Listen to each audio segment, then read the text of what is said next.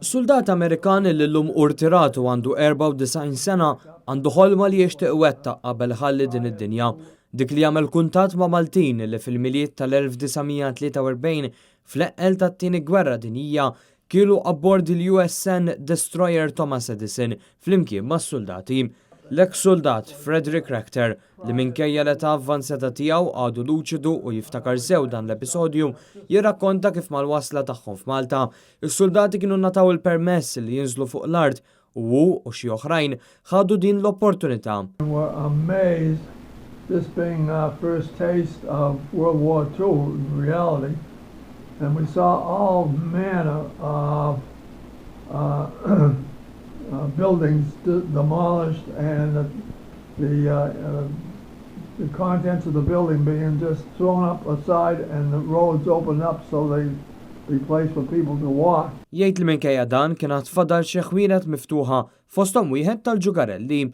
Kienu semaw li f'Malta dak iż-żmien kien hemm orfanotrofju u għalhekk irritornaw lura fuq il-vapur fejn ġabru 5 jew $10 mingħand sħabhom l-oħra abbord. Got a reasonable amount of money and sent a couple of fellows over to pick up toys for the orphans, and we decided on 24 orphans. We'd invite them on the ship for Christmas dinner. And at which point we would give them all one of these toys each. Jirrakkonta li wara l-ikla soldati qasmu rigali lil kurorfni li kien ingħaqad magħhom li bejn wieħed u ieħor dak iż-żmien kellhom bejn id-9 u 13-il sena. And they were delighted and well fed and couldn't thank us enough for the toys that they got. And then at the end of the day we brought them back to their orphanage again. L-għada il-USN Destroyer Thomas Edison ħalla Malta lejn sqallija bis-soldati qasmu li kelli kien fadlilhom f'kaxex tal-kartun u jgħadduh lill-isqallin li bħal Maltin kienu għaddejjin minn nuqqas kbir ta' ikel.